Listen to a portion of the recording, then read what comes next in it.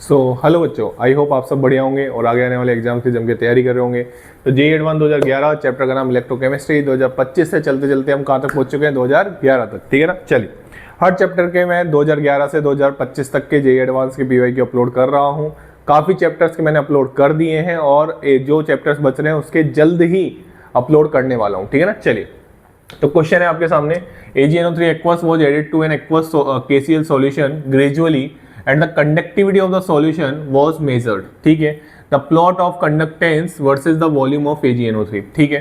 आपको ये क्वेश्चन देख के समझ में आ गया होगा कि ये जो क्वेश्चन है वो कंडक्टोमेट्रिक टाइट्रेशन से क्वेश्चन है, ठीक है ना, जिसमें आपको पढ़ाया जाता है, ऑब्वियसली पढ़ाया जाता है आपको क्या, प्रेसिपिटेशन रिएक्शन में हम कंडक्टोमेट्रिक टाइट्रेशन कैसे देखते हैं, ठीक है ना। ये हम बात करते हैं, हम पढ़ाते हैं नोट्स में और उसी से रिलेटेड ये क्वेश्चन है। बहुत ही आसान क्वेश्चन है, बस इसमें आपको लेकिन हल्का सा तो आपको लॉजिक पता होना चाहिए, ठीक है ना। क्या बोल रहा है क्वेश्चन कि ठीक है, आपने KCl, आपके पास पहले KCl था, बहुत बढ़िया, और आपने उसमें क्या मिलाया, AgNO3 मिलाया, बहुत शानदार, ठीक है।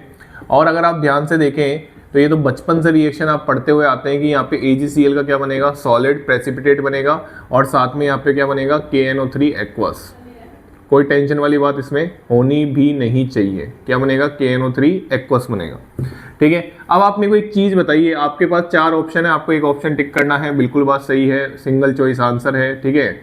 इसके बाद अगर हम बात करें तो आपको सीधा सीधा यहाँ पे ये दिखना चाहिए कि सर देखो K+, अब देखो ये आयंस में होते हैं, मैं आपको समझाता हूँ कैसे सीन रहता है इनका, कि जैसे ये K+ aqueous plus Cl- aqueous, इसमें रिप्लेस वाला सिस्टम चलता है और ये आपको पता भी होगा और होना भी चाहिए ऑब्वियसली, ठीक है। Ag+ aqueous plus NO3- aqueous, ठीक है। और अगर आप यहाँ पे देखें तो ये तो सॉलिड है, ये तो टूटेगा नहीं ऑब्वियसली, और ये टूटेगा K+ और NO3- में। तो आपको एक क्लियर दिखना चाहिए कि Cl- को रिप्लेस कर रहा है NO3-। आराम से देखो ना, यहाँ पे Cl- था पहले, जब आपने KgNO3 नहीं मिलाया था तो Cl- था ना, Cl- था, और कौन था, K+। बताओ बाद में भी K+ है या नहीं है, तो रिप्लेस कौन हुआ, Cl-। किससे रिप्लेस हुआ, NO3- से। आराम से देखो, जल्दबाजी नहीं करनी है, हम केवल सॉल्यूशन अपलोड नहीं कर रहे हैं, हम आपको अंडरस्टैंडिंग, जो भी बच्चा पेपर देने जाए उससे पहले उसके अंडरस्टैंडिंग जो होती है एडवांस के PYQ करने के बाद, वो डेवलप होनी चाहिए, इसलिए वीडियो अपलोड कर रहे हैं, ठीक है ना। चलिए, तो यहाँ पे आप आराम से देख सकते हैं कि K+ तो पहले भी था, बाद में भी है, गायब कौन हो गया, अब Cl- गायब हो गया, किसने रिप्लेस किया, NO3- ने। तो यहाँ पे ये गेम हो जाता है कि NO3- इज रिप्ले, या मैं इसको ऐसे लिखूं, Cl- is replaced by NO3-। ठीक है। तो अब पॉइंट ये उठता है कि ये जो ग्राफ बनाते हैं ना, वो आयनिक मोबिलिटी के बेस पे बनाते हैं कि अगर मान लो कम मोबिलिटी वाला आयन, ध्यान से सुनना, 3 केस बनते हैं इसमें। कितने केस बनते हैं, 3 केस बनते हैं। मैं तीनों ही केस की इस क्वेश्चन को समझाने के बाद बात करूंगा। पहला केस बनता है कि अगर मान लो आप जिसको रिप्लेस कर रहे हो वो ज्यादा मोबिलिटी का आयन हो जिससे रिप्लेस कर रहे हो, पहला केस। और दूसरा केस इसका बिल्कुल क्या बन जाएगा, अपोजिट बन जाएगा, कि आप जिससे रिप्लेस कर रहे हो उसकी मोबिलिटी ज्यादा हो। क्लियर हो, कंफ्यूज मत हो ना, मैं लिख भी दूंगा, टेंशन मत लो आप, ठीक है ना। तीसरा केस बनता है कि आप जिसको रिप्लेस कर रहे हो और जिससे कर रहे हो उन दोनों की मोबिलिटी सिमिलर हो। तो वो वाला जो केस है वो यही क्वेश्चन है। जी हाँ, बिल्कुल आप जो सोच रहे हैं वो बिल्कुल सही सोच रहे हैं कि इनकी जो आयनिक मोबिलिटी है वो बिल्कुल सिमिलर होती है। अब पॉइंट ये उठता है कि सर हमको कैसे पता चलता है एग्जाम में कि ये सिमिलर होती है। आपने तो बता दिया, 2011 का क्वेश्चन है, आज से 15 साल पहले की आप बात कर रहे हो। अब तक तो कितनी बार टीचर्स ने, कितनी बार सॉल्यूशन आपने देखा होगा, तब तो आपको याद भी हो गया होगा। लेकिन 2011 में कैसे पता लगता, तो देखो पहली चीज का तो आंसर ये है कि जैसे मोनोनेगेटिव आयन है ना, तो इनकी जो मोबिलिटी है वो लगभग सिमिलर रहती है। पहला तो आंसर ये है। दूसरा आंसर ये है कि हम इसको सॉल्ट ब्रिज में एग्जाम्पल में लिखाते हैं। क्या लिखाते हैं कि KCl और KNO3 जो इलेक्ट्रोलाइट होते हैं ना, इस सॉल्ट ब्रिज में जो इलेक्ट्रोलाइट होते हैं उनके एग्जाम्पल में हम लिखाते हैं। अब इलेक्ट्रोलाइट की क्या होती है, प्रॉपर्टी होती है, क्या होती है कि जो आप इलेक्ट्रोलाइट मिला रहे हो ना उनकी आयनिक मोबिलिटी सिमिलर होती है। कहने का मतलब ये है कि K+ की आयनिक जो मोबिलिटी है, इसको मैं थोड़ा अच्छे से लिखूं, यहाँ पे लिख देता हूँ, μ K+ की जो आयनिक मोबिलिटी है वो μ K Cl- के बराबर होती है। और म्यू के प्लस की आयनिक मोबिलिटी आप यहां से देख सकते हैं इस एग्जांपल से। तो अगर आप इन दोनों को देखें तो आप आराम से ये बोल सकते हैं कि म्यू Cl माइनस की भी मोबिलिटी सिमिलर होगी किससे, NO3 माइनस से। तो ऐसे भी चेक आप कर सकते हैं। ये इसी के बेस पे क्वेश्चन था। जो इस क्वेश्चन में लॉजिक है ना वो यही है। अगर ये पता चल जाता ना तो ये क्वेश्चन सॉल्व हो जाता। तो मेरे को एक चीज बताओ, जो रिप्लेस हो रहा है और जिससे हो रहा है उसकी आयनिक मोबिलिटी क्या है, सेम है, तो कंडक्टेंस में भी डिफरेंस नहीं आएगा। हाँ, हल्का सा थोड़ा सा बढ़ सकता है, लेकिन यहाँ पे जो हमारे जेईई एडवांस के ग्राफ जो 4 ऑप्शन दे रखे थे उसमें आप एक आराम से ग्राफ, इसमें देखो क्या पहले कांस्टेंट है, नहीं है, काट दो। क्या पहले कांस्टेंट है, काट दो। क्या पहले कांस्टेंट है, काट दो। क्या बच गया, S बच गया। मतलब Cl माइनस को आप रिप्लेस कर रहे हैं NO3 माइनस से, दोनों की आयनिक मोबिलिटी सिमिलर है, तो भैया कंडक्टेंस में कोई चेंज नहीं आएगा, ज्यादा चेंज नहीं आएगा। तो देखो पहले कांस्टेंट हो गई, और ये जो लाइन बना रखी है ना जेईई एडवांस ने ऑप्शंस में, इसका मतलब है इक्विवेलेंट पॉइंट। क्या मतलब है, इक्विवेलेंट पॉइंट। इक्विवेलेंट पॉइंट पे क्या होता है कि ये दोनों आपस में पूरे रिएक्ट कर चुके हैं। जी हाँ, दोनों आपस में पूरे रिएक्ट कर चुके हैं। तो अब आप उसमें अगर AgNO3 डालते हैं तो भैया अगर आप अब AgNO3 डालोगे तो अब तो आप आयंस इंक्रीज कर रहे हो। स्ट्रॉन्ग इलेक्ट्रोलाइट है, Ag प्लस NO3 माइनस में टूटेगा तो उसकी कंडक्टेंस इंक्रीज होगी। चाहे कोई सा भी केस हो, तीनों केसेस में इक्विवेलेंट पॉइंट के बाद कंडक्टिविटी, ये जो कंडक्टेंस है वो इंक्रीज होगी। ये जो कंडक्टेंस है वो इंक्रीज होगी तीनों केसेस में। किसके बाद, इक्विवेलेंट पॉइंट के बाद। क्यों, क्योंकि आप इक्विवेलेंट पॉइंट के बाद स्ट्रॉन्ग इलेक्ट्रोलाइट डाल रहे हैं तो वो कंडक्टेंस को बढ़ाएगा। ये रिएक्शन खत्म हो चुकी है, अब आप उसमें और AgNO3 डालते हैं तो ये कंडक्टेंस को इंक्रीज करेगा।